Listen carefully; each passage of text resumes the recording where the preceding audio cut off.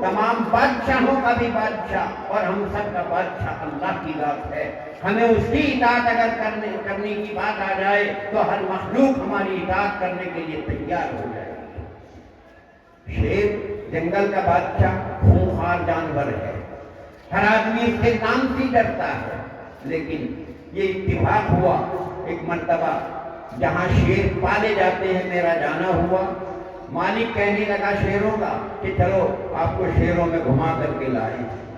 نام سے ہی کانپنا ہوتا ہے. لیکن میں چلا گیا. جانے کے بعد میں اس نے گیٹ کھولا. گیٹ کھولنے کے بعد میں اپنے کھانا لیے ہوئے تھا ان کا وہ پھینکا. 10-12 شیر دوڑ کر کے آئے. جب ایک اس کے قریب آیا کہ اس کے ہاتھ لگاؤ، ہمیں تو خوف ڈر ویسا ہی، لیکن کہنے لگے نہیں میں آپ کو کہہ رہا ہوں لگائیے. میں نے ہاتھ سر پر رکھا، رکھتے ہی وہ شیر نیچے گر گیا الٹا اور میرے ہاتھ کو چاٹنا شروع کر دیا. یہ اللہ کی قدرت ہے جو کہتی ہے کہ سخر لکم ما فی السماوات و ما فی الارض. ہاتھی کتنا بڑا جانور ہے، لہیم شہیم ہے، لیکن انسان ایک بڑا سا وجود اسے ہی اپنے قبضے میں رکھتا ہے. اللہ تعالیٰ نے کوئی جاندار ہو، کوئی مخلوق ہو، انسان کے ماتحت انسان کے قبضے میں رکھی ہے. 60 فٹ نیچے ایک جگہ جانا ہوا سونے کی کان میں. 60 فٹ نیچے جب وہاں گئے، جا کر کے دیکھا نیچے ٹرین چل رہی، ریلیں چل رہی ہیں، پہاڑ توڑے جا رہے ہیں، سونے کو نکالا جا رہا ہے کہ ایک انسان کا وجود اتنا اور اتنے بڑے کارنامے یہ انجام دے رہا ہے. یہ سب دنیا میں چیزیں ہوتی ہیں. اللہ نے اس انسان کو اتنا قادر بنا دیا. اگر اپنی انسانیت پر آ جائے تو ہر مخلوق اس کے ماتھے کو تابع ہونے کے لیے تیار ہے. بزرگوں کے بڑے واقعات ہیں. شیر تک ایک تھے سفینہ نامی صحابی، کشتی ٹوٹ گئی. جب وہ باہر آئے راستہ نہیں تھا. ایک شیر دم ہلاتا ہوا آتا ہے اور اپنے اوپر بٹھا لیتا ہے اور صحیح راستے پر لے جا کر کے چھوڑتا ہے کہ یہ خونخوار جانور اگر انسان اپنی انسانیت پر آ جائے تو آج بھی ہر چیز اس کے ماتحت اور تابع ہونے کے لیے تیار ہے. آج جو عالم میں فساد ہے، آج جو فتنہ ہے، انسان اپنی انسانیت کھو چکا ہے. ہمیں تو یہاں تک کہ تعلیم دی کتنی، ہم اس شریعت کی تعلیم کو اختیار نہیں کیے ہوئے، اسی بنا پر آج فتنے اور فساد ہیں. کاش ایمان والے کسی مسجد کے محلے میں رہنے والے اگر تمام بالغ مرد نماز میں 5 مرتبہ باجماعت نماز کے لیے مسجد میں جائے تو کوئی ہمت نہیں ہے کہ انسانوں کی طرف، مسلمانوں کی طرف وہ کوئی غلط نظر اٹھا سکے. جہاں ہماری عبادات ہیں یہ عبادت ہی نہیں، عبادتوں میں سیاست بھی موجود ہے. ہمارے حضرت مسیح الامت سے میں نے بارہا سنا وہ دین ہی نہیں ہے جس میں سیاست نہیں ہے. وہ دین ہی نہیں ہے جس میں سیاست نہیں ہے. سیاست نام مکر و فریب کا نہیں ہے. سیاست نام فتنے اور فساد کا نہیں ہے. سیاست نام لوگوں کو دھوکہ دینے کا نہیں ہے. سیاست منزل، تدبیر منزل، سیاست مدنی یہ ہمارے درس میں پڑھائی جاتی ہے. یہ ہمارے درس میں پڑھائی جاتی ہے. ہمارا جو یہ درس نظامی ہے یہ معمولی تعلیم نہیں ہے. ایک موقع پر خود مجھ سے ایک جج نے سوال کیا کیا کرتے ہو؟ میں نے کہا وکیلوں کو وکالت پڑھاتا ہوں.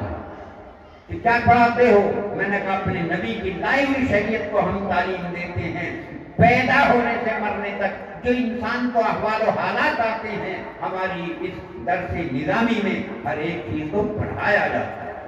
کہ میں وکالت نہیں کرتا لیکن وکیلوں کو وکالت پڑھاتا ہوں، اصول سے واقف ہوں. قرآن و حدیث ہمیں ہر چیز بتاتی ہے. آج اگر ہم صحیح سمجھداری سے اس کو ہم اختیار کر لیں، اتنا ہی بڑا کوئی تعلیم یافتہ ہو نہیں بولے گا. قریبی تھانہ بھون حضرت تھانوی رحمۃ اللہ علیہ کا زمانہ وہ سنا ہے، پڑھا ہے، معلوم ہوا ہے کیسے بڑے سے بڑا بیرسٹر بھی اگر آ جاتا تھا تو جوتے سیدھے کرنے پر حضرت سے مجبور ہو جاتا تھا کیونکہ صحیح تعلیم ان کے پاس موجود تھی. تو اس بنا پر ہماری یہ شریعت کوئی معمولی شریعت نہیں ہے. انسان اللہ نے کوئی معمولی انسان نہیں بنایا. اپنی انسانیت کو کھو گئے ہم. جس کی بنا پر ہم پریشان ہیں. حالانکہ ہم تو الحمد شریف ہر آدمی نماز میں پڑھتا یا سنتا ہے. اس میں ایک جملہ ہے، اللہ سے ہم دعا مانگ رہے ہیں، اہدنا الصراط المستقیم. اللہ سے ہم دعا مانگ رہے، اے اللہ ہمیں سیدھے راستے کی ہدایت دے. عربی زبان میں جانتے نہیں، لیکن ہمیں اللہ تعالیٰ نے نبی کے ذریعے ایک راستہ انسانیت کا دیا. صراط مستقیم کی اللہ سے دعا مانگ رہے ہیں، لیکن وہ صراط مستقیم کون سا ہے وہ بھی بتا دیا.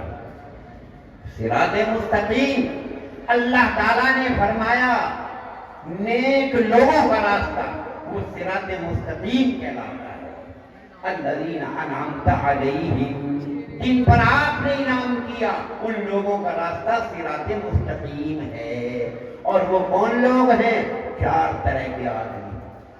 اللہ تعالیٰ فرماتے ہیں انعم اللہ علیہم من النبیین والصدیقین والشہداء والصالحین. یہ 4 طرح کے آدمی نیک لوگ ہیں جو انہوں نے راستہ اپنایا، جو انہوں نے اپنی زندگی اپنائی، زندگی میں عمل اختیار فرمائے، وہ صراط مستقیم ہیں. آج ہم خود دیکھیں کہ ہم اپنے بچوں کی تربیت کیسے کر رہے ہیں. جب پڑھنے پڑھانے کی بات آتی ہے تو ہم انہیں کہاں پر بھیجتے ہیں، کیا پڑھوا رہے ہیں. علم کون سا علم مفید ہے دنیا اور آخرت میں؟ اللہ تعالیٰ نے اگر کسی کو ذرا سا کھانے پینے کا سہولت کا انتظام دے دیا، اپنے بچوں کو ان مکاتب اور مدارس میں بھیجنے میں توہین سمجھتا ہے، اعلیٰ سے اعلیٰ اسکولوں میں بھیجنے کو باعث فخر سمجھتا ہے. حالانکہ جو اسکولوں میں تعلیم دی جاتی ہے وہ تعلیم نہیں ہے، وہ ایک فن ہے. تعلیم تو اصل دین کی تعلیم ہے، قرآن کی تعلیم ہے، جس سے دنیا بھی کارآمد اور آخرت بھی کامیاب ہوگی. جس جگہ جا کر سب سے پہلے کیا سکھایا جاتا ہے؟ کھانے کا، پینے کا.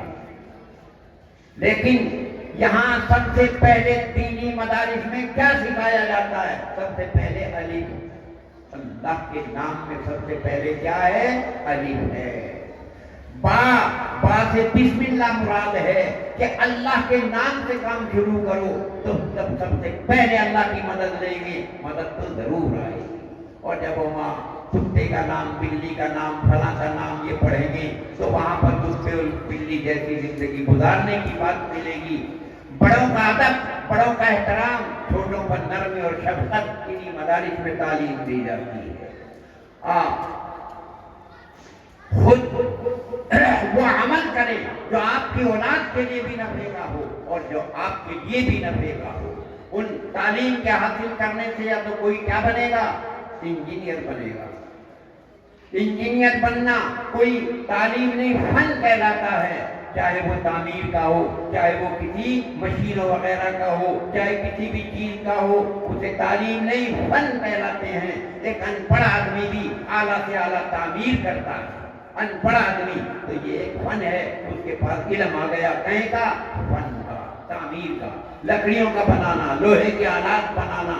تو یہ کوئی تعلیم نہیں. تعلیم حقیقت میں کیا ہے؟ جو قرآن کہتا ہے. اللہ تعالیٰ کہتے ہیں میں نے اس انسان کی کھانے کا، پینے کا، رہنے کا اپنے اوپر ذمہ لے لیا. وَمَا مِن دَابَّةٍ فِي الْأَرْضِ إِلَّا عَلَى اللَّهِ رِزْقُهَا. اللہ خود کہتے ہیں میرے ذمے ہے ہر زمین پر چلنے والے ذی روح کا کھانا پینے کا انتظام میں خود کروں گا.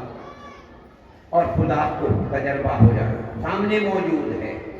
ذات باری تعالیٰ خود فرما رہے ہیں میں نے اس انسان کو جو پیدا کیا ہے تو صرف اور صرف کے لیے پیدا کیا، اپنی معرفت کے لیے، اپنی پہچان کے لیے، اپنی اطاعت کے لیے، اپنی رضا کے کاموں کو کرنے کے لیے. وَمَا خَلَقْتُ الْجِنَّ وَالْإِنسَ إِلَّا لِيَعْبُدُونَ. میں نے اس انسان کو پیدا کیا صرف اپنی معرفت کے لیے پیدا کیا ہے. مجھے پہچان کر میرے منشا کے مطابق रज़ा के कामों के मुताबिक अमल करना शुरू कर दे, जब ये मेरा हो जाएगा तो फिर मैं इसके हर काम करना शुरू कर दूंगा। नबी करीम सल्लल्लाहु अलैहि वसल्लम फरमाते हैं, अल्लाह ने फरमाया, नबी कहते हैं अल्लाह ने फरमाया, कुरान में नहीं है, हदीस में है। कुछ अल्लाह की बातें नबी ने बताई हैं, जो कुरान है वो तो महफूज है। नबी ने फरमाया, अल्लाह ताला फरमाते हैं, मन तक़र्रबा इलैया शिब्रन तक़र्रबतु इलैहि बाअन। अगर कोई आदमी मेरी तरफ एक बारी चलता है तो मैं एक हाथ चलता हूँ, और अगर कोई मेरी तरफ एक हाथ चलता है तो मैं उसकी तरफ चल करके आता हूँ, और अगर कोई मेरी तरफ चल कर आता है मैं दौड़ कर आता हूँ, और अगर कोई दौड़ कर आता है तो मैं उसे गोद में उठा लेता हूँ। और जब मैं उसे अपनी गोद में उठा लेता हूँ, न उसे पैरों की जरूरत, न हाथ की जरूरत, न आँख कान की जरूरत, बस उसके हर काम में खुद करना शुरू कर देता हूँ। जैसे बच्चा माँ बाप या अपने करीबी की गोद में होता है और वो गोद में है, उसे कोई परवाह किसी बात की नहीं है। अल्लाह ताला भी फरमाते हैं, मन काना लिल्लाहि कान अल्लाहु लहू। जो अल्लाह का हो गया, अल्लाह उसका हो गया। इसलिए हमें इन मदारिसी से, इन किताबों की तालीम से, कुरान की तालीम से, हदीस की तालीम से असल इंसानियत का सबक दिया जाता है। जिंदगी गुजारने के उसूल बयान किए जाते हैं, आखिरत में नफे वाली चीजें बयान की जाती हैं। इसी बिना पर इमाम बुखारी रहमतुल्लाह अलैह ने पहले तो क्या कहा, इन्ना औहैना इलैका कमा औहैना इला नूह वन्नबिय्यीना मिन बअदिही। हमने वही भेजी नबी को ऐसे जैसे पहले नबियों को वही भेजी है, और वही से अल्लाह ताला का बंदों से ताल्लुक होता है। अल्लाह ताला के जिस्म को, अल्लाह ताला की हैत और हालत को, अल्लाह के वजूद को हम आंखों से नहीं, हम देखते हैं अल्लाह ताला के अमाल। क्या है वो अमल अल्लाह तबारक व तआला के? ये जमीन का पैदा करना, आसमान का पैदा करना। अल्लाह हमें आपको यहाँ नजर नहीं आएगा, आएगा आखिरत में आएगा, जन्नत वालों को नजर आएगा। और जब अल्लाह ताला का दीदार वहां पर हो जाएगा, सालों तक और नियामतों की तरफ तवज्जो नहीं, सिर्फ अल्लाह ताला के दीदार की लज्जत उसे ऐसा बना देगी और चीज उसके जहन में आएगी नहीं। और ये कहा कि इतनी मखलूकात शुरू से आखिर तक तन्हा अल्लाह को कैसे देखेगी। मिसाल भी बता दी कि अल्लाह की मखलूक सूरज को देख लो, अल्लाह की मखलूक चांद को देख लो, और पूरी दुनिया के इंसान सूरज निकलते हुए को देखते हैं। क्या सूरज के देखने में एक दूसरे को भीड़ होती है? नहीं। 14वीं रात का चांद हो, बादल भी ना हो, क्या चांद के देखने में कोई परेशानी आएगी किसी को? नहीं।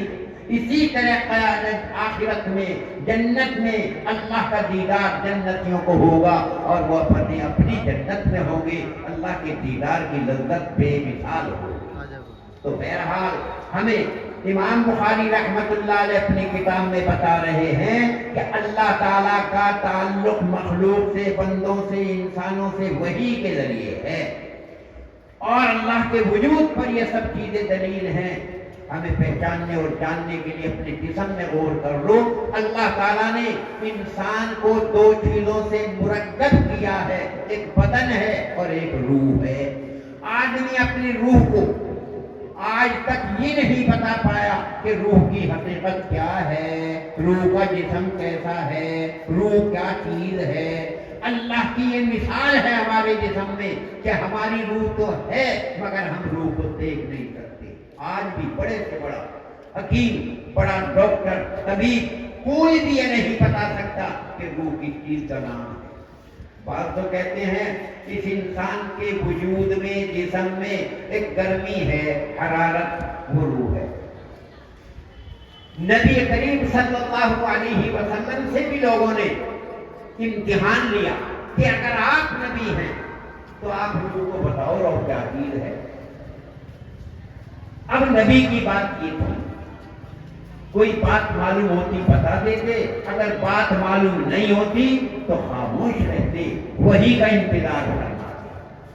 कुरान पाक के 15वें पारे में اللہ تبارک و تعالیٰ نے خود فرمایا یسألونک عن الروح، لوگ آپ سے روح کی حقیقت کے بارے میں معلوم کرتے ہیں، آپ کہہ دو روح تو اللہ کا حکم ہے، یہ تو امر ہے، اور کسی کے حکم کی کوئی کیا حقیقت بتائے گا؟ یسألونک عن الروح قل الروح من امر ربی، روح تو یہ اللہ کا ایک حکم ہے، کہہ دیا زندہ ہو گیا، کہہ دیا مردہ ہو گیا، اللہ کا حکم ہے یہ روح، اس کی اصل حقیقت اللہ ہی کوئی ہے۔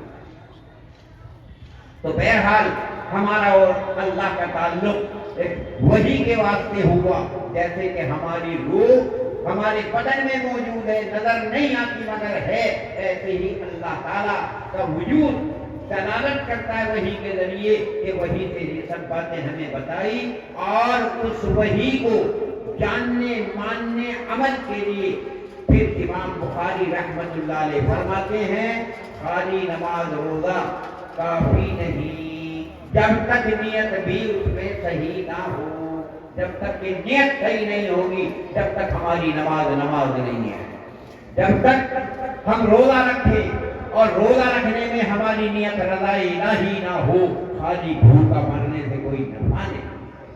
تو جس طرح انسان کے بدن میں حیات روح سے ہے، ایسی اعمال میں حیات نیت کے ذریعے ہوتی ہے، اسی لیے سب سے پہلی حدیث لے کر کے آئے انما الاعمال بالنیات، اعمال کا دار و مدار نیت پر ہے، اعمال کا دار و مدار نیت پر۔ ایک آدمی نماز پڑھتا ہے اور نیت اس کی لوگوں کو دکھانا ہے، نیت اس کی اپنے سے لوگوں کو یہ دور کرنا بتانا ہے، نمازی کہلوانا مقصود ہے، اللہ تعالیٰ کی رضا مقصود نہیں ہے، تو اس نماز سے وہ نفع فائدہ نہیں جو نماز سے نفع فائدہ ہونا چاہیے۔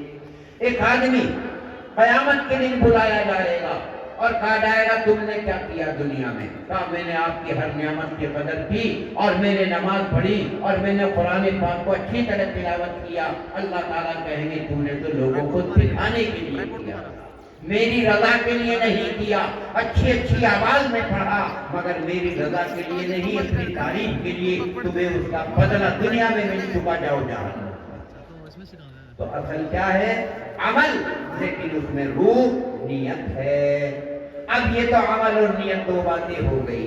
امام بخاری رحمت اللہ علیہ اب اس کے بعد میں زندگی کی ضرورت کی باتیں بیان کرتے کرتے نماز کا ذکر لائے، روزے کا لائے، زکوٰۃ کا لائے، حج کا لائے، نکاح کا لائے، طلاق کا لائے، معاملات کا لائے، معاشرات کی باتیں لائے، معاملات کی لائے، جھگڑے اور فساد کی باتیں بتائی، کھیتی کرنے تک کے طریقے بتائے، آخر بتاتے بتاتے اپنی اس کتاب کے آخر میں یہ آخری روایت ہے۔ کیوں؟ ہم نے جتنے زندگی میں کام کیے ان کام کی کوئی غرض تو ہوگی، ان کام کا کوئی ثمرہ نتیجہ پھل تو ہوگا۔ امام بخاری رحمت اللہ علیہ آخری سبق میں، آخری حدیث میں، دنوں میں آخری دن قیامت کا دن ہوگا، قیامت کا دن آخری دن کہلاتا ہے، اس آخری دن کے بعد تو پھر کوئی دن نہیں ہوگا۔ اس آخری دن میں اللہ تبارک و تعالی تمام مخلوق کو جمع کریں گے، اور جمع کرنے کے بعد جو اس زندگی میں تم نے کام کیے ان کاموں کا ثمرہ، نتیجہ، پھل وہ کیا ہے، وہ قیامت کے دن ان ہماری زندگی کے کارناموں کا وہاں پر اجر بدلہ دیا جائے گا۔ اسی لیے ہم الحمد شریف پڑھتے ہیں، الحمد شریف میں تیسری آیت ہے الحمدللہ رب العالمین الرحمن الرحیم کے بعد مالک یوم الدین۔ یہ مالک یوم الدین کے معنی ہیں بدلے کے دن کا مالک ہوگا۔ مالک تو یہاں کا بھی ہے مگر یہاں تو مالکوں کا مالک ہے، اور وہاں پر مطلقاً مالک ہوگا، وہ بدلے کے دن کا مالک اللہ ہے۔ جب وہ قیامت کا دن ہوگا پوری مخلوق کا حساب ہوگا، پوری مخلوق کا، اچھوں کو اچھا بدلہ دیا جائے گا اور بروں کو برا بدلہ دیا جائے گا، وہ بدلے کے دن کا مالک ہے۔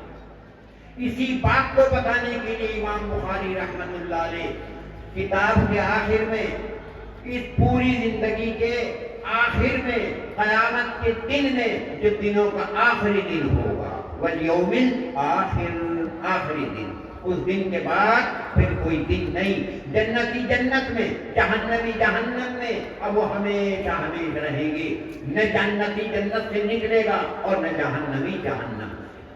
جو بھی حساب اور کتاب ہونا ہے اچھائیوں کا برائیوں کا جس کی آگے وضاحت کی جائے گی قیامت کے دن ہوگا۔ قیامت کا دن مقدارہ 50,000 سنہ، 50,000 سال کے برابر، دنیا کی 50,000 سال کے برابر وہ دن ہوگا۔ اس دن میں ہر ایک کی زندگی کے کارناموں کو پیش کیا جائے،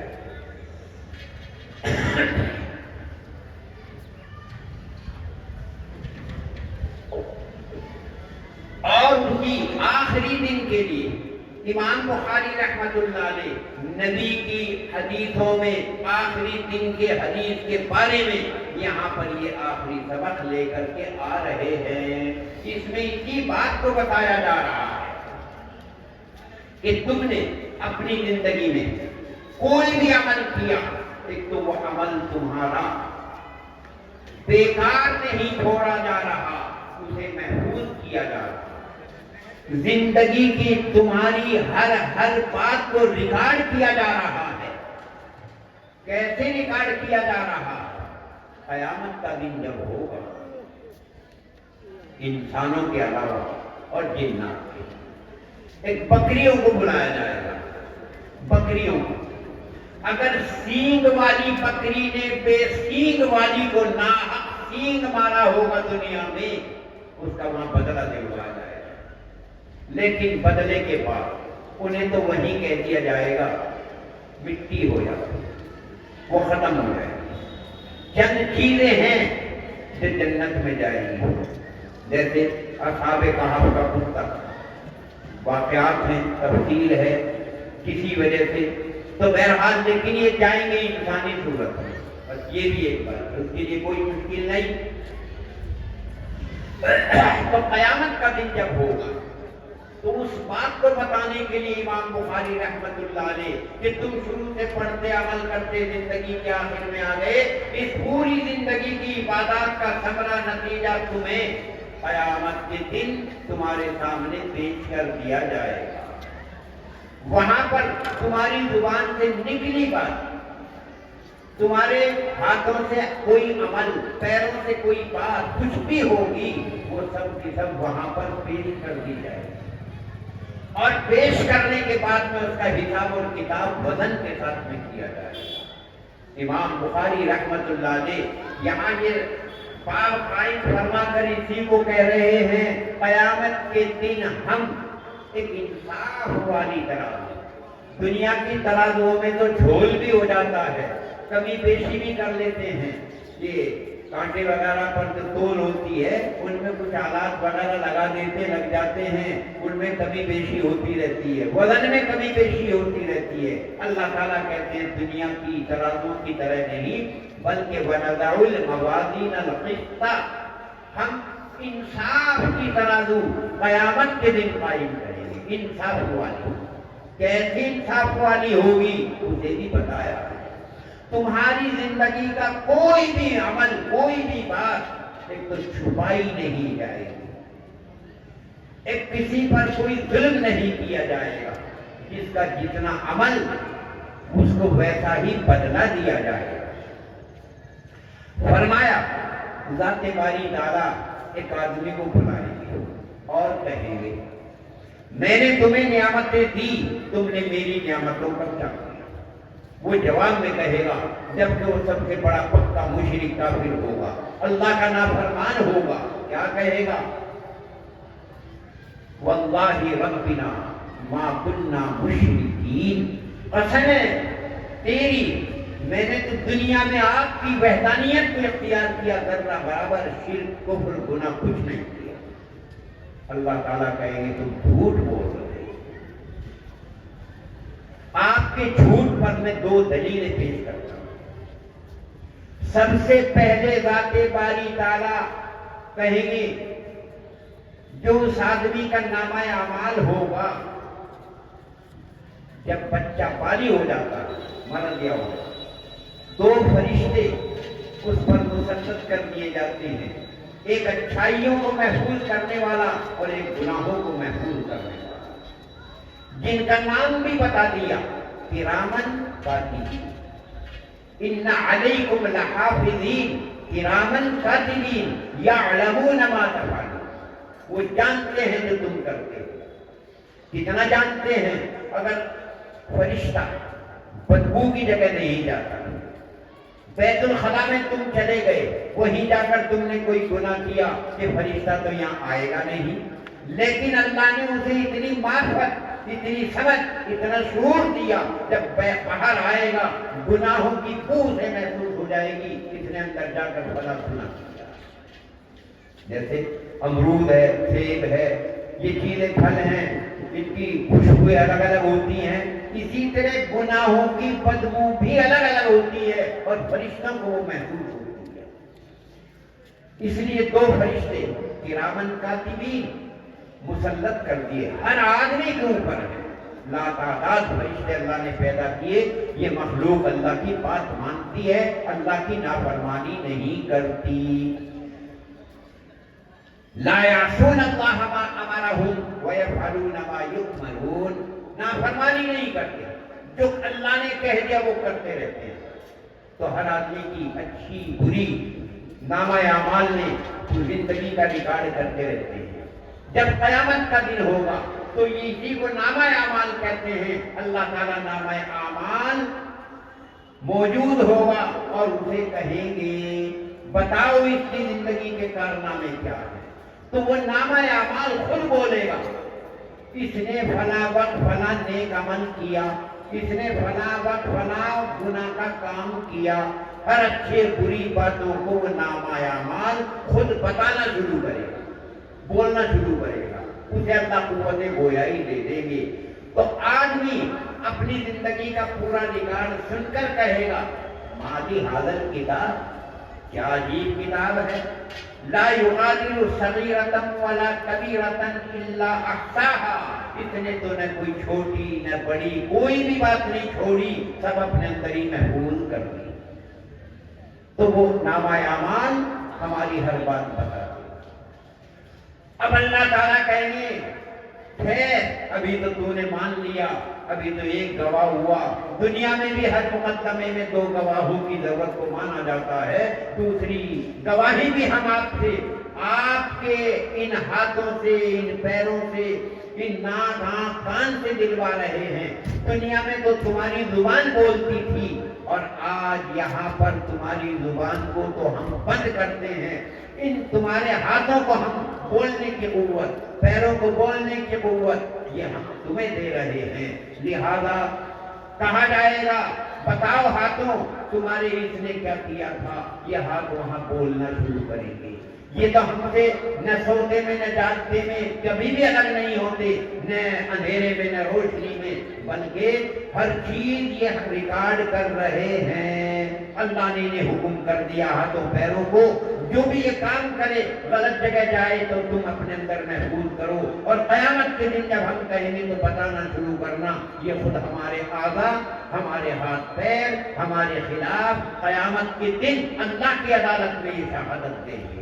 اللہ تعالیٰ خود فرما رہے ہیں الیوم نختم علی افواہہم، آج ہم تمہاری زبانوں کو بند کرتے ہیں، وتکلمنا ایدیہم، اور ہمارے سے آپ کے ہاتھ پیر کلام کریں گے، وتشہد ارجلہم بما کانوا یکسبون، تمہارے پیروں نے جو کیا یہ خود بولنا شروع کر دیں گے۔ تو یہ اعلیٰ، یہ ہاتھ، یہ پیر یہ خود ہمارے نہیں ہوں گے، قیامت کے دن یہ شہادت خود ہمارے خلاف وہاں پر دیں گے۔ یہ ہے اللہ کا نظام، تو اسی کے لیے بیان کیا جا رہا ہے۔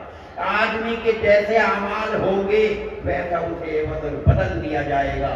اسی بنا پر قیامت کے دن اگر کوئی یوں کہے زبان سے تو بات نکلی اور یہ تو ختم ہو گئی، ہاتھوں سے عمل ہوا اور یہ تو رہا ہی نہیں، ایسا کچھ نہیں، یہ اللہ کا نظام ہے۔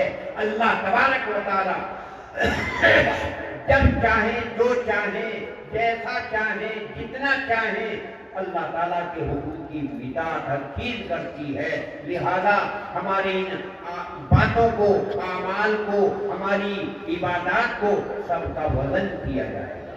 اب وزن فرقے بہت ہیں۔ نبی کریم صلی اللہ علیہ وسلم فرماتے ہیں پہلی امتوں میں 72 فرقے اور میری امت میں 72 کے بجائے 73 فرقے، تمام 72 کے 72 ضال اور گمراہ جہنمی اور ایک فرقہ جنتی صحیح راستے پر۔ صحابہ نے پوچھا وہ کون سا مذہب ہوگا، وہ کون سا فرقہ اور جماعت ہوگی جو ناجی جنت میں جانے والے؟ فرمایا جو میرے اور میرے صحابہ کے طریق پر ہوں گے، جو میرے اور میرے صحابہ کے طریق پر ہوں گے وہ تو ہدایت پر ہوں گے، اور جو میرے اور صحابہ کے طریق پر نہیں الگ ہوں گے تو وہ نجات پانے والے نہیں۔ انہی میں ایک فرقہ معتزلہ ہے، وہ اس کا انکار کرتے ہیں اور وہ یوں کہتے ہیں قیامت کے دن اعمال کو نہیں تولا جائے گا، اقوال کو نہیں تولا جائے گا، انہیں معتزلہ کہتے ہیں۔ تو امام بخاری رحمت اللہ علیہ یہاں یہ لا کر جواب دے رہے ہیں تمہارا دعویٰ غلط ہے، اعمال کو بھی تولا جائے گا، اقوال کو بھی تولا جائے گا، اور ہر چیز کا وجود ختم نہیں ہوتا بلکہ وہ محفوظ رہتا ہے۔ اسی محفوظ رہنے کی صورت اور طریقہ دنیا میں ہماری زبان سے نکلی باتوں کو ریکارڈ کیا جا رہا ہے۔ آج ہم بول رہے، کل ہم اسے کہیں بھی سن لیں، کبھی تک محفوظ کر لیں، تو لہذا انہیں محفوظ کرنے کا طریقہ آج آلات جدیدہ میں خود موجود ہے، آوازوں کو ریکارڈ کرنا اور انہیں محفوظ کرنا۔ اور اللہ تعالیٰ تو خود فرما رہے ہیں فرشتوں کے ذریعے ہم محفوظ کرا رہے ہیں، تو لہذا کوئی شک و تردد کی بات موجود نہیں ہے۔ لیکن معتزلہ اس بات کے قائل ہیں کہ دنیا میں دو طرح کی چیزیں ہیں، ایک تو وہ جن کا وجود ہے انہیں تو جوہر کہتے ہیں، اور ایک وہ جن کا وجود نظر نہیں آتا، ان میں طول عرض عمق، لمبائی چوڑائی گہرائی کچھ بھی نہیں، جیسے زبان سے بات نکلی کچھ بھی نہیں، کہ ان کا کوئی وزن نہیں ہوگا۔ امام بخاری رحمت اللہ علیہ لا کر کہتے ہیں تمہاری یہ باتیں بالکل غلط ہے، ایسا نہیں ہے، ان چیزوں کا وزن تو جن کو عرض کہتے ہیں، ایک آدمی کو بخار ہو گیا، کتنا بخار ہو گیا؟ 100 سے اوپر 105، 6، 7 ڈگری تک بخار ہو گیا، کیسے ناپا؟ اس کے ناپنے کا ڈاکٹر کے پاس ایک آلہ ہوتا ہے، ایک مشین ہوتی ہے، اسے گرمی میں دیتے ہیں، بغل میں دبائے، منہ میں رکھیں تو گرمی کا پتہ چل گیا تو تول دی وہاں پر گرمی، حالانکہ گرمی کا وجود نہیں ہے۔ ہم اپنے مکانوں میں، کمروں میں، فضا میں ایسے ایسے آلات لگاتے ہیں جن سے گرمی اور سردی کی ڈگریوں کا اندازہ دنیا میں ہو رہا ہے۔ جب انسان اپنی ایجاد میں یہ چیزیں قائم کر سکتا ہے، اللہ تعالیٰ کے لیے کیا مشکل ہے کہ وہاں پر وہ ان چیزوں کو تول دے۔ اسی لیے یہاں امام بخاری رحمت اللہ علیہ قرآن پاک کی ایک آیت لا رہے ہیں، اور اس آیت میں بڑی عجیب حکمتیں موجود ہیں۔ وَنَضَعُ الْمَوَازِينَ الْقِسْطَ لِيَوْمِ الْقِيَامَةِ، قیامت کے دن ہم بہت سی ترازو قائم کریں گے، کوئی عبادات کو تولنے کے لیے، کوئی مال کو تولنے کے لیے، کوئی اخلاق کو تولنے کے لیے، کوئی وہاں پر گناہوں کو تولنے کے لیے۔ ترازو ایک نہیں، 1000 ترازو اگر وہ قائم کر لیں تو اللہ کے لیے کوئی مشکل نہیں ہوگا۔ مگر حدیث پاک میں اس ترازو کی تفسیر آئی، یہ ترازو جو قیامت کے دن اعمال نامے کھولے جائیں گے، اتنی بڑی ترازو ہوگی، 7 زمین 7 آسمان اگر ایک پلڑے میں رکھ دیے جائیں تو تب بھی نہیں بھرے گا، اتنی بڑی ترازو ہوگی۔ اب اس ترازو کو اٹھانے والا کون ہوگا؟ فرمایا جبریل امین فرشتہ، جو تمام فرشتوں میں وحی کو لانے والے سب سے بڑے فرشتے حضرت جبریل ہیں، وہ پکڑے ہوئے ہوں گے۔ اور جبریل یہ فرشتہ اللہ نے اتنی طاقت اسے دی ہے، ایک انگلی کے اشارے سے ساتوں زمین ساتوں آسمان اٹھا کر اگر پلٹنا چاہے آنند فانند میں پلٹ دے گا جبریل، اتنی طاقت۔ تبھی تو قرآن پاک کو ایک رات میں لا کر کے آسمان دنیا پر جبریل نے لوہے محفوظ سے رکھ دیا تھا، جس قرآن پاک کو زمین اور آسمان نے اٹھانے سے انکار کر دیا، جس قرآن پاک کے بارے میں اللہ تعالیٰ فرماتے ہیں لو انزلنا هذا القرآن على جبل لرأيته خاشعا متصدعا من خشیۃ اللہ، اس قرآن پاک کو پہاڑ پر اگر ہم اتارتے پہاڑ ریزہ ریزہ ہو جاتا، قرآن کی بوجھ کو ثقالت کی برداشت نہیں کر سکتا۔ وہ فرشتہ جو نبی کے پاس 23 سال تک تھوڑی تھوڑی لاتا رہا، پہلی آیت آئی تو 3 سال تک نبی علیہ السلام میں طاقت نہ ہوئی کہ دوبارہ وحی آ جائے۔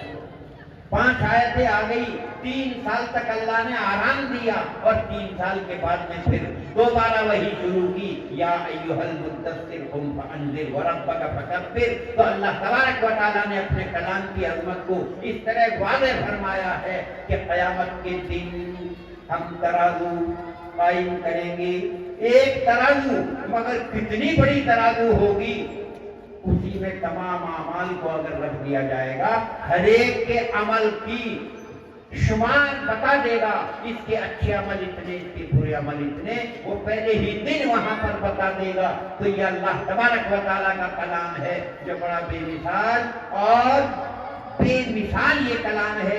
ایک لفظ کی وضاحت کے لیے ہزاروں زندگی چاہیے تو بھی اس کی حقیقت پوری سامنے نہیں آ سکتی۔ یہ قرآن ایسا عظیم شان قرآن ہے۔ تو اسی میں کہا وَنَضَعُ الْمَوَازِينَ الْقِسْطَ لِيَوْمِ الْقِيَامَةِ، قیامت کے دن انصاف والی ترازو قائم کریں گے اور بنی آدم کے اقوال، بنی آدم کے اعمال تولے جائیں گے۔ کون کہہ رہا ہے؟ اللہ تعالیٰ فرما رہے ہیں۔ بلا کیا معتزلہ کی شان کہ وہ انکار کر دے اللہ کے کلام کا۔ اللہ تعالیٰ تو فرماتے ہیں فَمَنْ ثَقُلَتْ مَوَازِينُهُ فَهُوَ فِي عِيشَةٍ رَاضِيَّةٍ، جس کے وزن بھاری ہو جائیں گے اس کی زندگی تو بڑی مزے کی گزرتی رہے گی۔ وَأَمَّا مَنْ خَفَّتْ مَوَازِينُهُ فَأُمُّهُ هَاوِيَةٌ، اور جس کے وزن اعمال کے ہلکے پھلکے ہوں گے اس کا مقام تو جہنم ہوگا۔ یہ ہے ہمارا قرآن، یہ ہے ہماری کتاب، یہ ہے ہمارے نبی کی شریعت جو انسانوں کو انسانیت کا پیغام دیتی ہے۔ کاش ہم صرف رضا الہی کے لیے آخرت پر نظر کرتے ہوئے اپنی زندگی گزاریں گے تو دنیا کی زندگی بھی ہماری سکون کے ساتھ میں گزرے گی، کیونکہ اللہ تعالیٰ کا ارشاد ہے، اللہ کی خبر ہے، اللہ کی بات ہے، الا بذکر اللہ تطمئن القلوب۔ اگر تم دلوں کا سکون چاہتے ہو تو ان مالوں میں نہیں ملے گا، ان محلوں میں نہیں ملے گا، ان مکانوں میں نہیں ملے گا۔ اگر تمہیں سکون کی ضرورت ہے تو اللہ کا ذکر کرنا شروع کر دو، تمہارے دل کو سکون آئے گا۔ جسے نماز کا عشق ہو گیا، جب تک نماز نہیں پڑھتا نہ اسے نیند آتی، نہ چین اور نہ سکون ملتا، اور چہرے پر نورانیت نماز کی الگ ہی ہوتی ہے۔ تو یہ ہے اللہ کا کلام جس کو اللہ تعالیٰ فرما رہے ہیں وَنَضَعُ الْمَوَازِينَ الْقِسْطَ لِيَوْمِ الْقِيَامَةِ، قیامت کے دن جو آخری دن ہوگا ہم انصاف والی ترازو قائم کریں گے، اور انصاف والی ترازو قائم کرنے کے بعد وَلَا تُظْلَمُ نَفْسٌ شَيْئًا، ذرا سا بھی کسی پر ظلم نہیں کیا جائے گا۔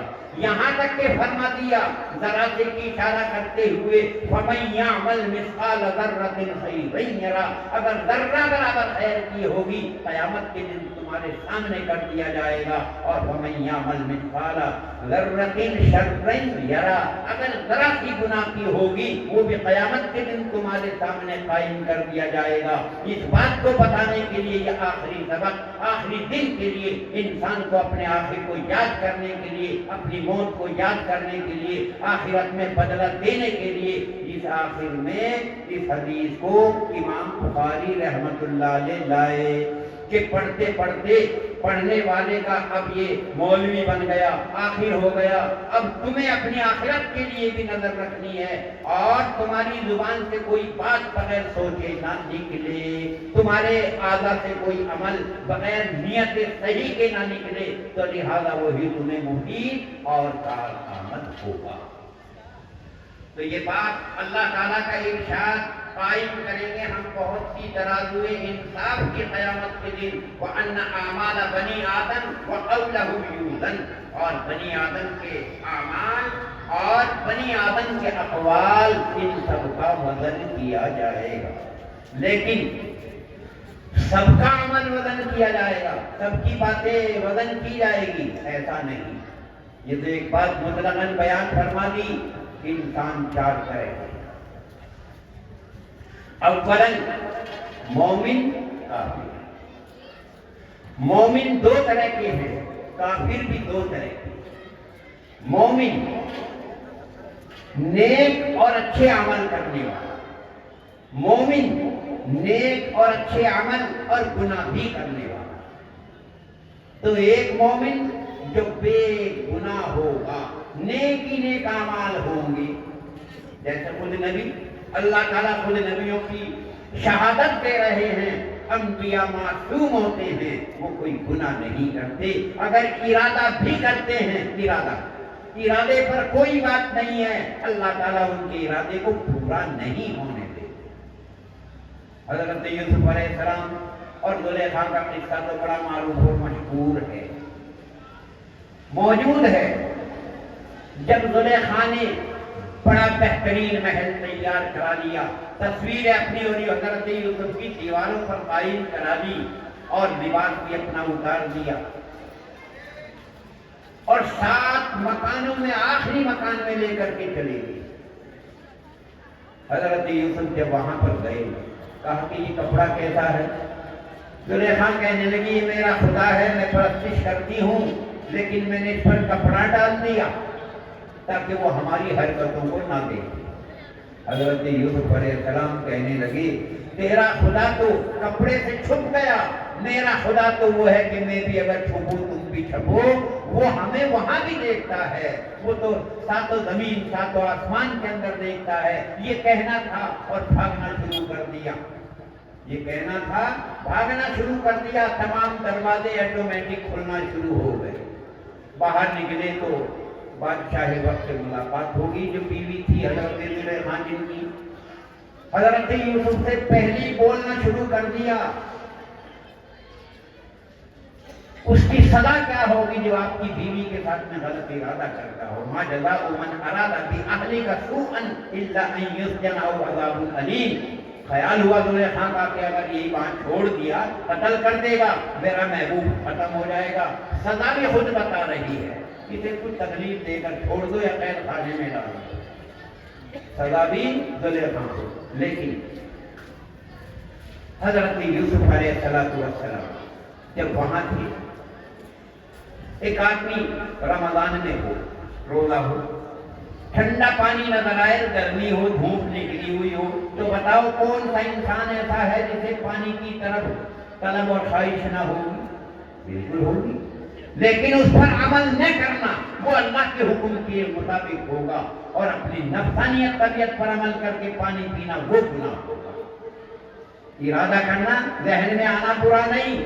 جب زلیخا حسین و جمیل و خوبصورت اور اسباب موجود، جوانی کا عالم، تو اگر ذہن میں بات آ بھی گئی تو کوئی گناہ نہیں، اللہ نے عمل نہیں کرنا دیا۔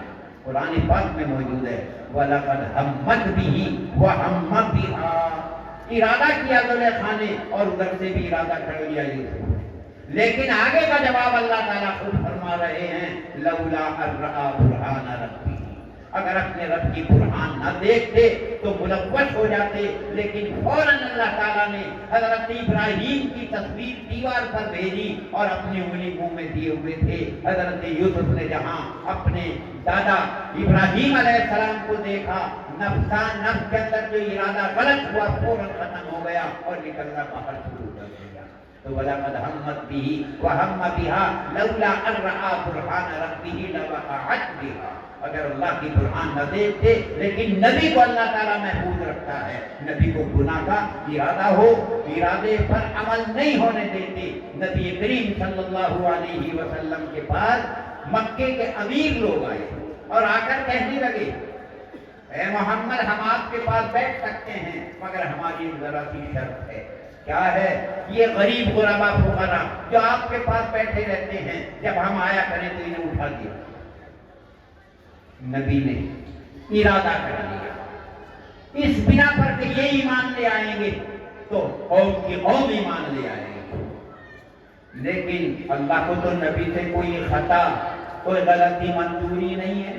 فوراً آیت نازل فرما دی اور کہا لا تطرد الذین یدعون ربهم بالغداۃ والعشی یریدون وجہہ، انہیں کیوں ہٹاتے ہو آپ اپنے در سے جو صبح شام اخلاص کے ساتھ میں اللہ کی رضا کے لیے بیٹھتے ہیں، وہ ایمان لائیں نہ لائیں، ان لوگوں کو آپ اپنے پاس سے الگ کرنے کا ارادہ بھی نہ کرنا۔ آیت نازل فرما دی۔ ایک مرتبہ نبی ہے، انسان ہے، کچھ صحابہ نے اجازت مانگی کہ ہم ابھی پیچھے رہنا چاہتے ہیں، بعد میں جائیں گے۔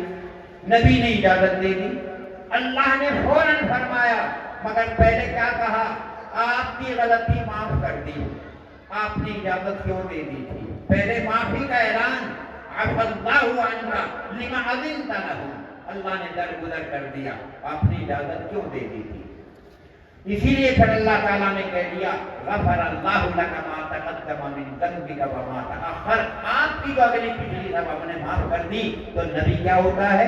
معصوم۔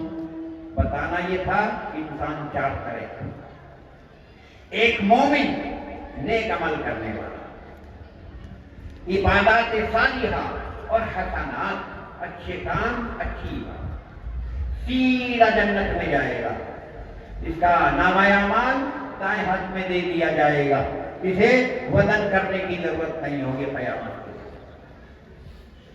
اس کے علاوہ ایک کافر جس کے پاس میں کوئی حسنات نہیں ہوگی، عبادت کے لیے تو کافر کی عبادت نہیں ہوتی، کافر کے حسنات ہوتے ہیں۔ عبادت کے لیے تو ایمان شرط ہے، روزہ رکھے، نماز پڑھیں تو ایمان کا ہونا شرط ہے۔ ایمان نہیں ہے، 1000 نماز پڑھ لے، 1000 روزہ رکھ لو، روزہ نہیں، عبادت نہیں، کوئی ثواب نہیں۔ البتہ حسنات کے معنی آتے ہیں مخلوق کے ساتھ اچھا کام کرنا، غریبوں کو کھانا کھلانا، کپڑا پہنا دینا، جانوروں کو، بھوکوں کو کھانا کھلا دینا، یہ حسنات کہلاتی ہیں، یہ عبادت نہیں۔ یہ بغیر ایمان بھی کوئی کرے ٹھیک ہے، اس کا بدلہ ملے گا۔ مومن اگر نیک عمل کرتا ہے، اس کے نیک عمل کا بدلہ یہاں مل جائے تو اللہ کا فضل ہے، ورنہ اللہ کا انصاف اور عدل ہے، آخرت میں بدلہ دیا جائے گا۔ اور غیر ایمان والے عبادت کریں تو عبادت نہیں ہے، ضائع ہے، وقت ضائع کرنا ہے۔ حسنات اگر کریں گے تو ان کا بدلہ دنیا میں دیا جائے گا۔ اگر کوئی سخاوت کرتا ہے، کوئی مدد کرتا ہے انسانوں کی، جانوروں کی، تو اس کا بدلہ دنیا میں۔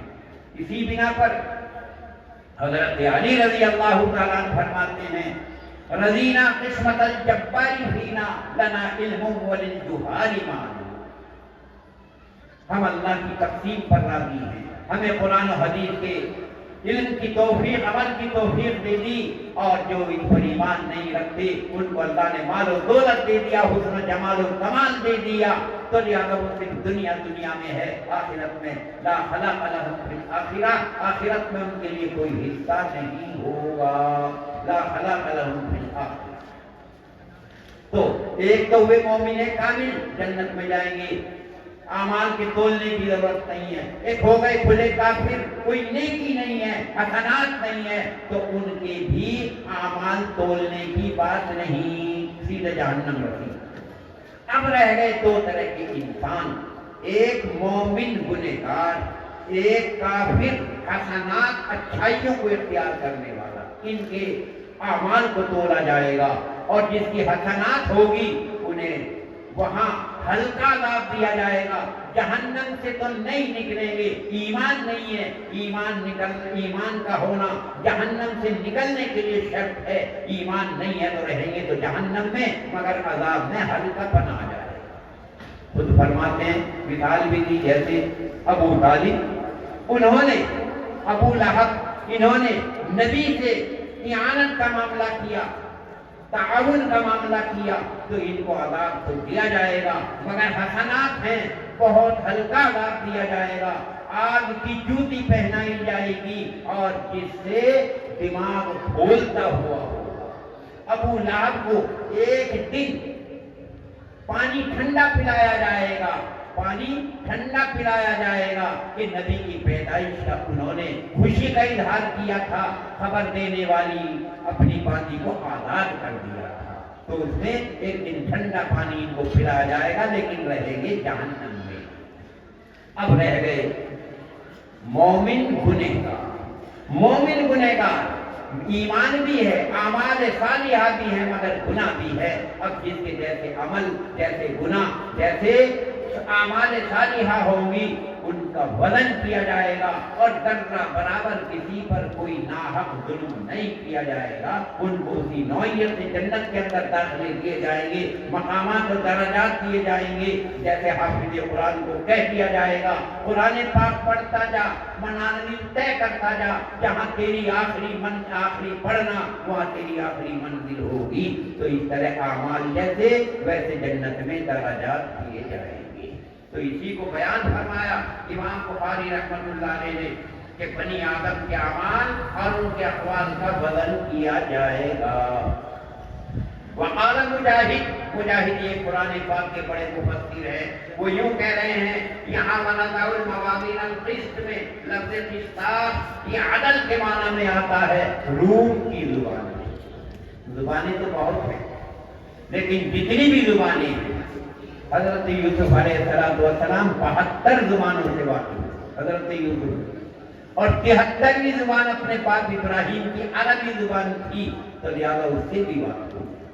تو یہ زبانوں کا مختلف ہونا، یہ تو اقوام، خطوں اور جگہوں کے اعتبار سے الگ الگ ہوتا ہے، مگر تمام زبانوں میں افضل زبان عربی کی زبان ہے۔ جیسے تمام کتابوں میں افضل کتاب قرآن پاک ہے عربی زبان میں، اور کیوں نہ ہو، باقی تو کتاب اللہ ہے مگر قرآن تو کلام اللہ۔ کتاب اور کلام میں فرق یہی ہے، کتاب تو لکھی ہوئی ہوتی ہے اور کلام تو زبان مبارک سے نکلا ہوا ہوتا ہے۔ یہ قرآن جہاں کتاب ہے وہیں اللہ کا کلام بھی موجود ہے، تو یہ فرق ہے۔ اور کتابوں میں اس میں اسی لیے زبانوں میں سب سے افضل زبان عربی ہے۔ دنیا میں تو کوئی زبان بولے مگر جنت میں تمام جنتیوں کی زبان عربی، اور جنت تو بہت بعد میں، اس سے پہلے تو مرتے ہی آدمی کے لیے جنت یا جہنم ہے۔ یہی زبان بدل جاتی ہے جب سوال کرنے والے فرشتے آئیں گے قبر میں، دفناتے ہی وہ کون؟ منکر نکیر، ان کا سوال عربی میں اور جواب دینے والا بھی جواب عربی میں، مرتے ہی زبان بدل جائے گی۔ تو اسی لیے سوال کریں گے من ربک ما دینک من ھذا الرجل، تو اگر جانتا ہوگا عربی میں بولے گا یہ میرا اللہ ہے، یہ نبی ہے، یہ دین اسلام ہے، اور اگر وہ نہیں جانتا ہوگا، ایمان نہیں ہوگا، تو اس کا جواب لا ادری عربی میں بولے گا، میں نہیں جانتا۔ تو مرتے ہی آدمی کی زبان عربی، قرآن پاک زبان عربی میں، نبی کی زبان عربی، عرب میں پیدا ہوئے، اور قیامت کا دن بھی جو ہوگا وہ بھی عرب میں ہی ہوگا۔ بات یہ نعمان ایک جگہ ہے، یہ زمین و آسمان تو ختم ہو جائیں گے، مگر دوبارہ جب قیامت کا وقوع ہوگا اور میدان قیامت ہوگا وہ عرب کے خطے میں ہوگا، اس لیے زبان وہاں عربی ہو جائے۔ تو مجاہد کہتے ہیں قسطاس یہ عدل کے معنی میں ہے، روم کی زبان میں، رومی زبان میں۔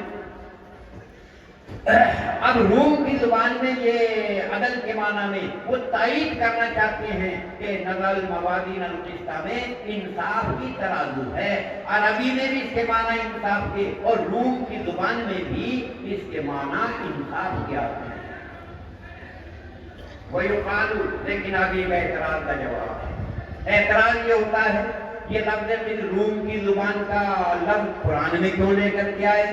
جواب یہ ہے کہ یا تو یہ عربی میں بھی ہے اور رومی زبان میں بھی ہے، ایک لفظ دو زبانوں میں استعمال ہو کوئی بات نہیں ہے، یا اس کے علاوہ یہ ہے کہ یہ روم کی زبان کا لفظ عربی میں لائے، بعض لفظ عرب میں کسی چیز کے لیے ہوتے نہیں تھے، دوسری زبان کا بھی لے لیتے تھے، جیسے ہاتھی۔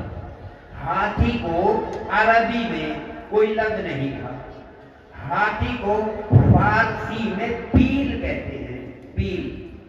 लेकिन जब हाथी का जिक्र करना शुरू किया तो वहां पर असहाबे फील कह दिया, पे को फा बना दिया। अलम तरा कैफ फअल रब्बुका बिअसहाबिल फील, इसे मुअर्रब कहते हैं।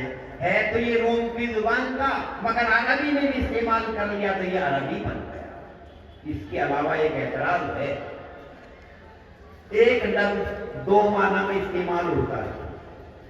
मसलन अल्लाह तबारक व तआला ने लफ्ज पुरु और बड़ा काफ रा वाओ हमजा पुरु, इसके माने पाकी के भी और इसके माना नापाकी के भी। अब एक लफ्ज के दो माना है, जैसे तीन आदमी हैं, पहले दादा है, फिर बेटा है, फिर पोता है।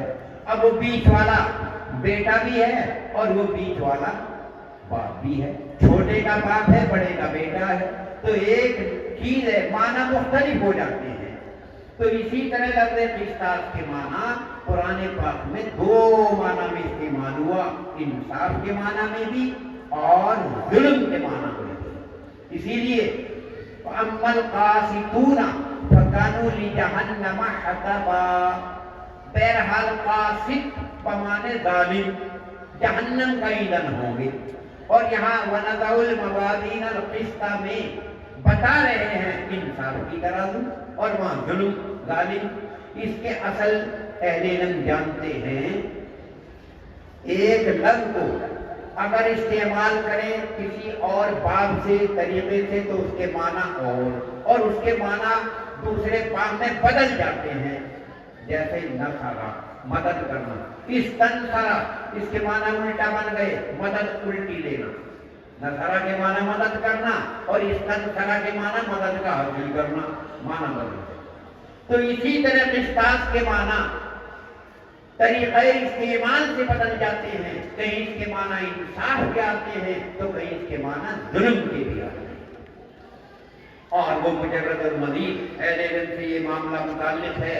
अब वाक़ में जाकर के खासियात बदल जाती हैं। एक आदमी अगर शराब खाने के दरवाजे पर खड़ा तो लोग समझेंगे शराब खरीदेगा, एक आदमी मस्जिद के दरवाजे पर खड़ा तो लोग समझेंगे ये मस्जिद में जाएगा। तो बात दरवाजे के माना में है, अल्फाज भी जिस दरवाजे से ले जाएंगे माने बदलते रहे।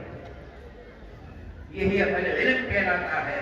और ये अल्लाह ताला की जिसे तौफीक दे उसी को ये फजल हासिल होता है। तो इसीलिए कुरान पाक मामूली चीज नहीं, जिंदगी आदमी की गुजर जाए मगर कुरान पाक के हक़ाइक़ कभी खत्म नहीं होते।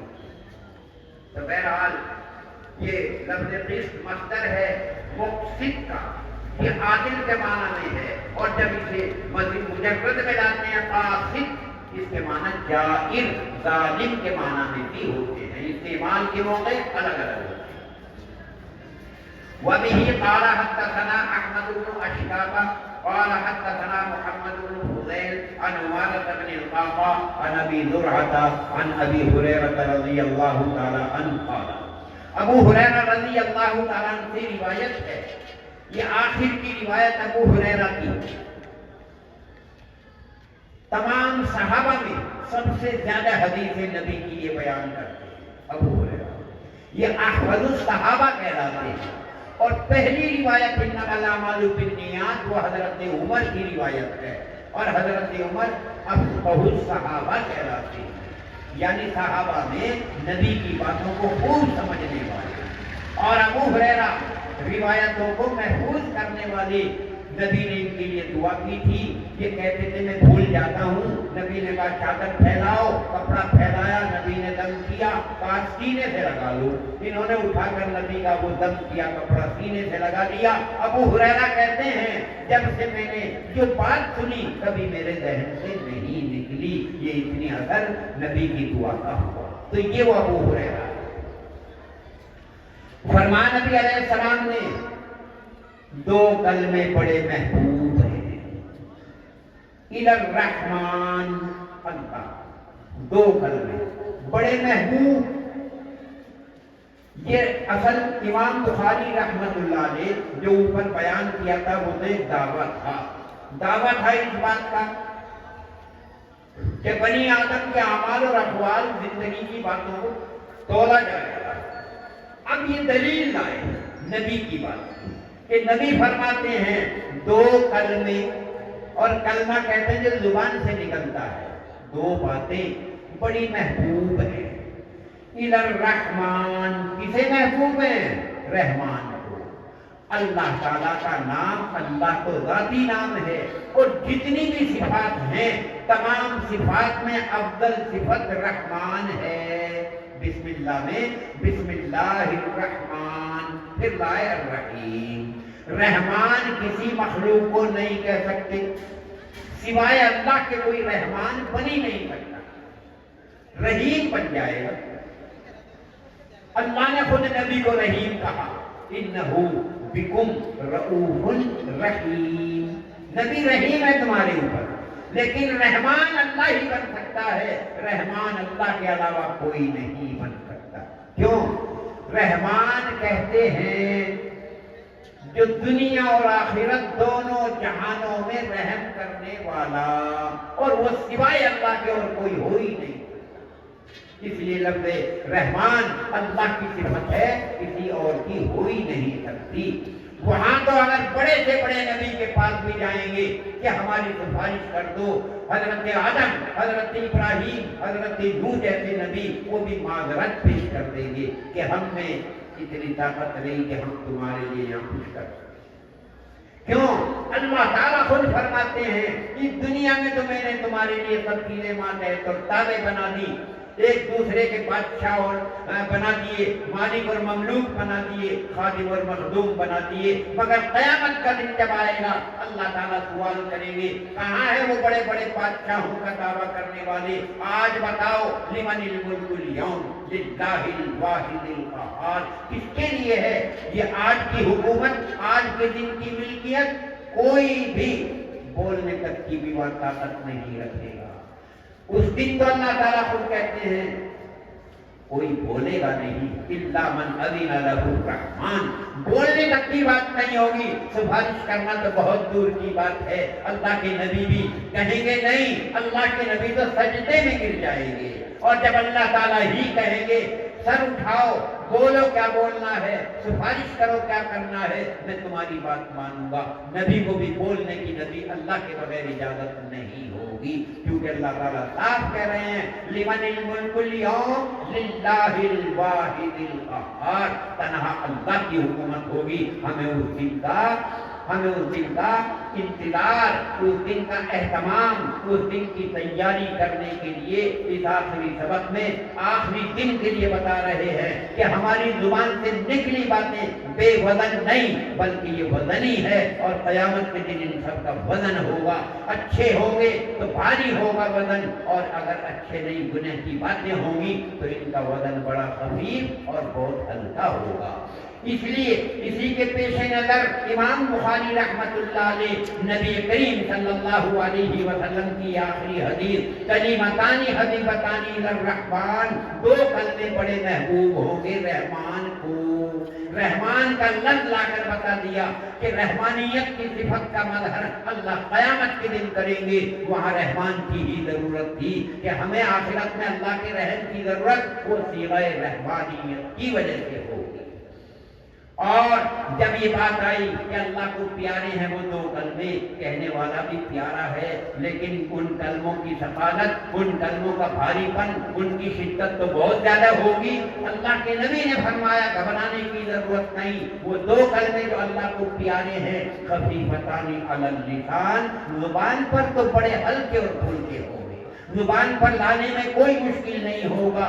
وہ جو آگے کلمے آئیں گے تجوید کے اعتبار سے، قرات کے اعتبار سے، حروف کی صفات کے اعتبار سے نہ ان میں کوئی شدید ہے، نہ کوئی ان میں پر ہے، نہ ان میں کوئی مکرر ہے، بڑے ہلکے اور پھلکے وہ کلمے ہر زبان سے پڑھنے والا اور ان پڑھ بھی اپنی زبان پر لائے گا تو ان کی زبان پر بھی آسانی سے نکل جائیں گے۔ تو لہٰذا وہ دو کلمے زبان پر تو بڑے ہلکے ہیں، لیکن جب زبان پر ہلکے ہیں اور قیامت کے دن جب وزن کیا جائے گا تو ان کا وزن کیسا ہوگا، اسے بتایا اللہ کے نبی نے ثقیلتان فی المیزان، قیامت کے دن جب ترازو ہوگی، اس ترازو میں جب ان دو کلموں کو رکھا جائے گا تو وہ اتنا بھاری ہوگا، اتنا بھاری ہوگا کہ ایک پلڑا گناہوں سے بھرا ہوا اگر ان کلموں کو دوسرے پلڑے میں رکھ دیا جائے گا تو لہذا یہی پلڑا ان دو کلموں کے ثواب سے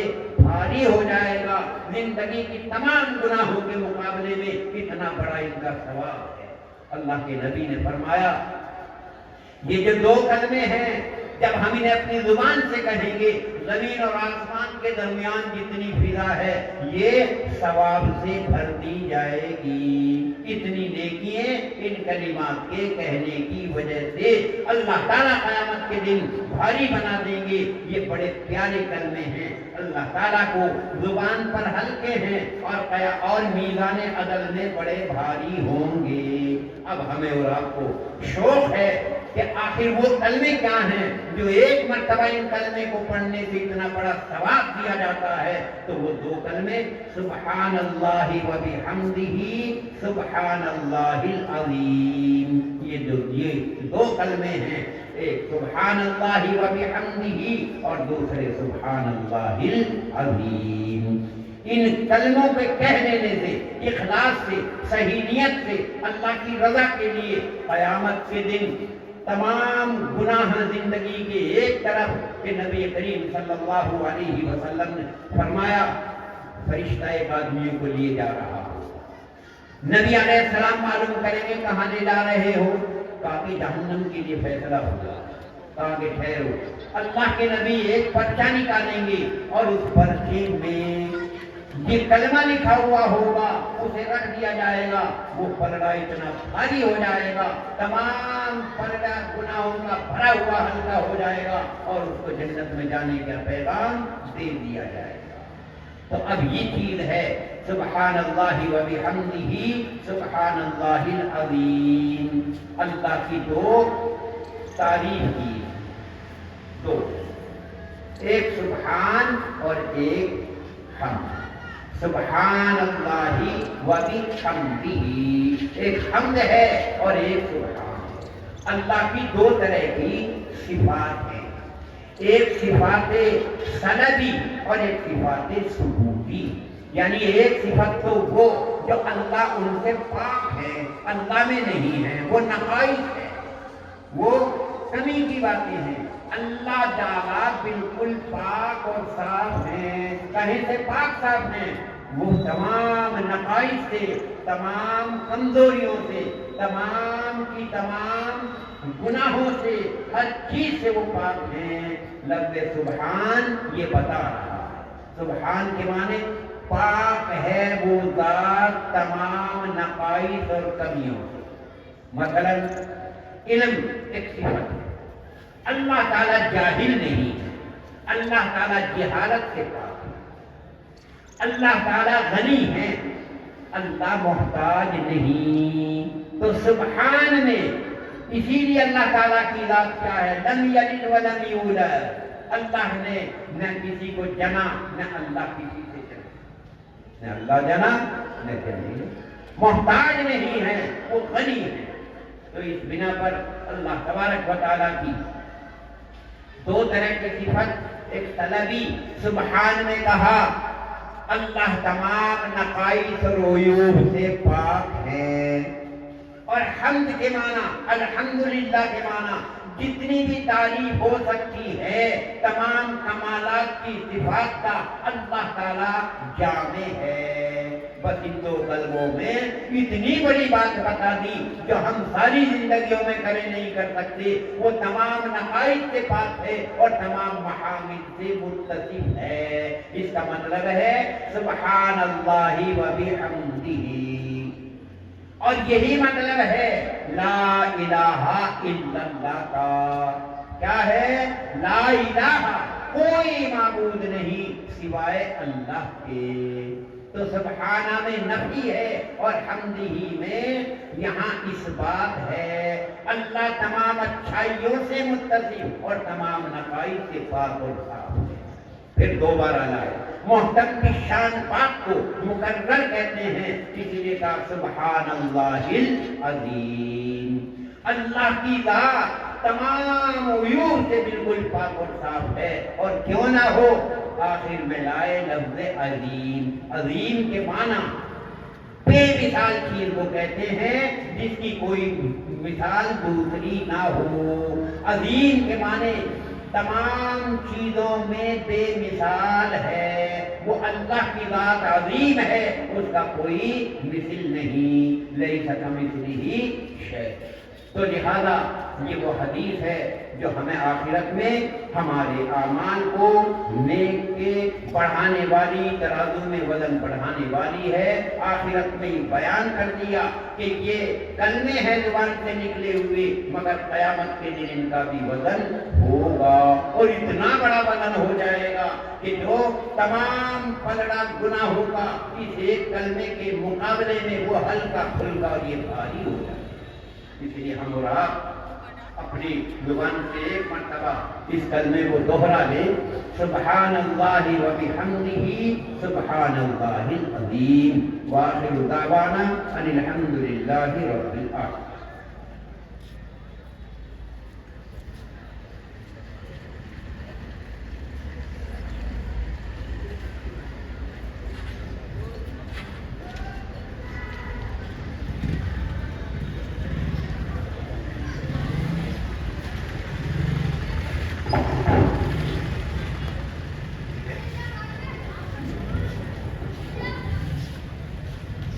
الحمدللہ،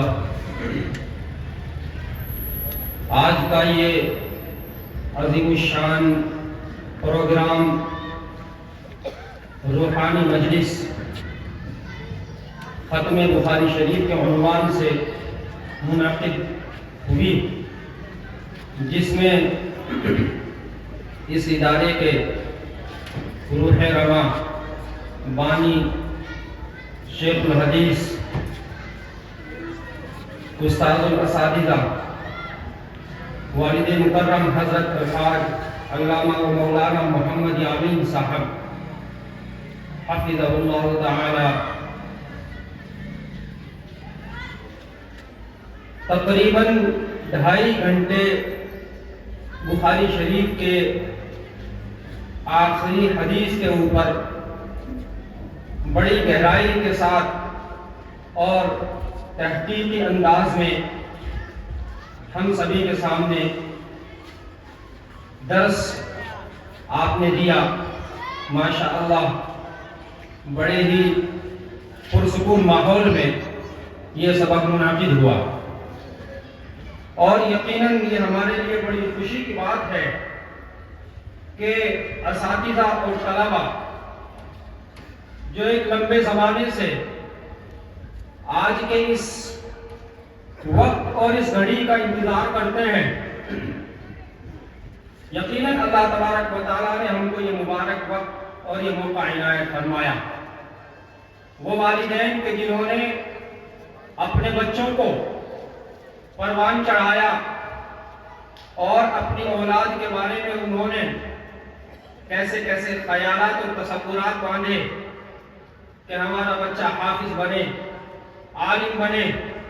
الحمدللہ آج ان والدین کے لیے یہ بڑی خوشی کا موقع ہے کہ اس ادارے کے اندر اس سال الحمدللہ ثم الحمدللہ 9 طلبہ دورہ حدیث شریف سے سند فراغت حاصل کر کے آج یہاں اپنے والدین کے لیے اور اپنی اساتذہ کے لیے آنکھوں کی ٹھنڈک کا ذریعہ بن رہے ہیں۔ میں گزارش کرتا ہوں ان والدین اور ان سرپرستان سے کہ جن کے طلبہ جن کے بچے یہاں اس سال فارغ ہو رہے ہیں، اور بعض وہ سرپرستان کہ جن کے بچے یہاں پڑھتے ہیں، جو مہمانان یہاں پر آئے ہوئے ہیں، خصوصاً جن کے بچے فارغ ہو رہے ہیں، وہ آگے آ جائیں اور اپنی آنکھوں سے اس نظارے کو دیکھیں کہ جب دنیا میں ان کے سر کے اوپر تاج باندھا جائے گا، اور ہمیں امید ہے اور یقین ہے کہ انشاءاللہ کل اللہ کا جب دربار لگا ہوگا اس وقت بھی ان کو ایک تاج پہنایا جائے گا۔ ابھی دستار سے پہلے ہمارے اس اسٹیج کی رونق जनाब कारी अलाउद्दीन शाही जो जलालाबाद के हैं और बड़ी मोहब्बत और अकीदत रखते हैं हज़रत वालिद साहब से भी और इस इदारे से भी। मैंने उनको दावत दी थी, अल्हम्दुलिल्लाह उस दावत पर वो यहाँ तशरीफ फरमा है। वो चंद अशार आप हजरात के सामने पेश फरमाएंगे। उसके बाद तलबा की दस्तार होगी और हमारे इस महफिल के अंदर हमारे कुछ मुअज़्ज़ज़ उलमा जो तशरीफ फरमा हैं उनके कुछ तासुरात आप हजरात के सामने पेश किए जाएंगे और आखिर में फिर हज़रत वालिद मोहतरम की दुआओं पर इस मजलिस का इख्तिताम हो जाएगा। मैं अब दावत देता हूँ हज़रत कारी अलाउद्दीन साहब शाही को, वो तशरीफ लाएं।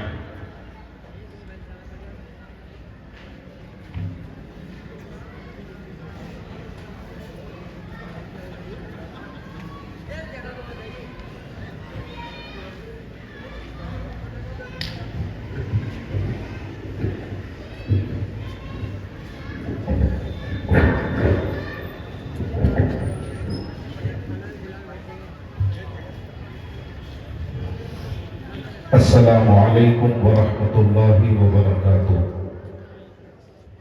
आज के इस अज़ीमुशान बाबरकत इजलास के स्टेज पर तशरीफ फरमा मुल्क के नामवर उलमाए कराम, बिलखुसूस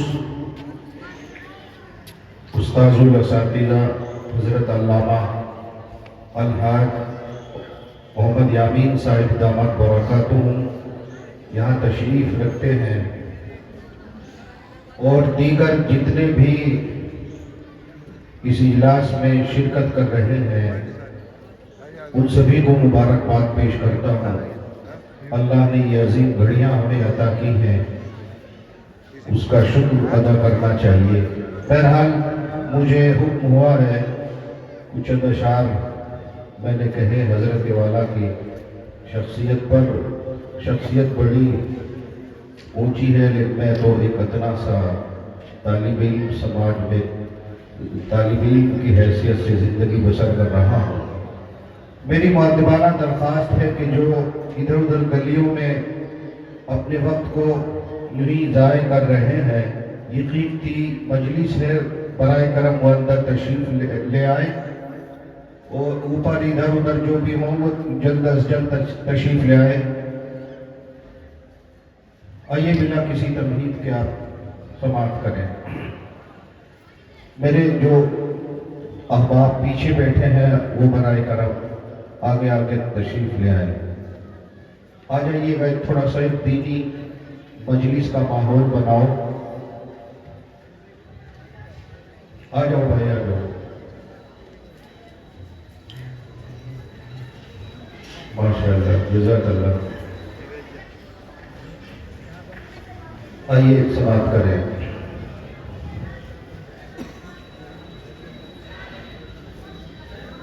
किया गया मकाम आ गया,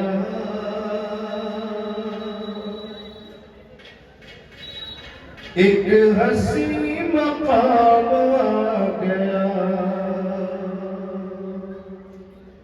आ गया मकाम आ गया,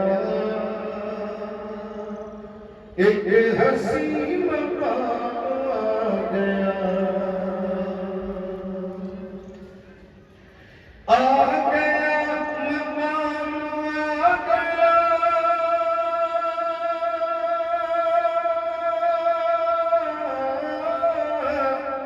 एक हसी मकाम आ गया, लेके जश्न ये बुखारी का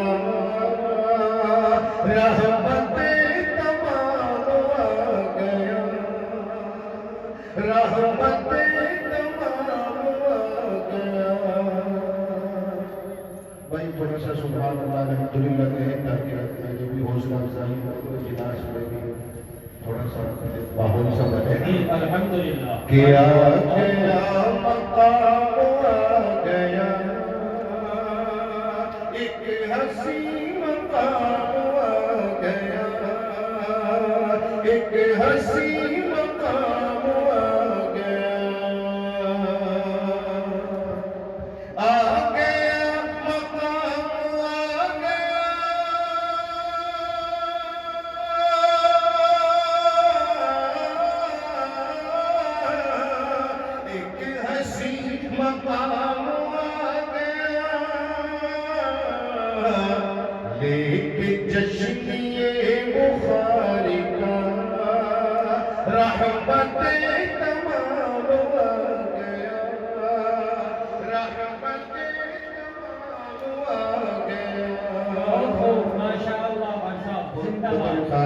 मुफ्ती दारी साहब की दाद मुझे मिल गई, वो भी माशाअल्लाह मेरे अंदर में काफी महारत रखते हैं। समाप्त करें इरशाद। कि जगमगाता है देखिए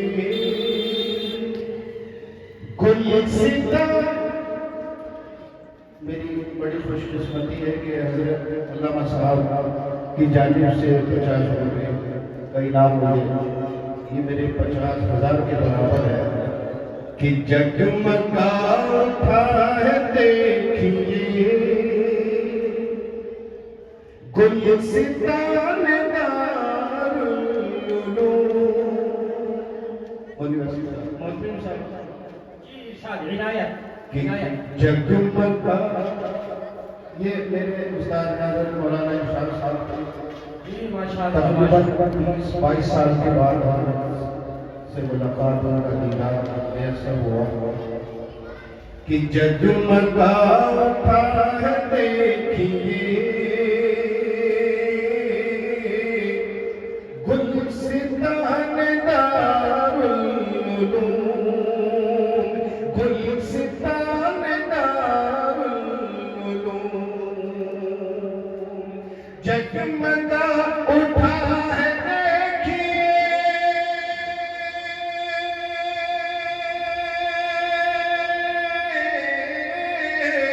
गुलसितान दारुल उलूम। सुभान अल्लाह। जब से हज़रत अमीन के हाथ में निज़ाम आ गया, हाथ में निज़ाम आ गया। बतौर खास समाप्त करें, अल्लाह ने जितना अजीम तरीन उनको अदा किया है, उम्मीद तो ये थी कि उसका लिहाज रखते हुए इनाम उनकी जानिब से उस तरह का आएगा। बहरहाल शुक्रिया। माशाअल्लाह। कि जगमगा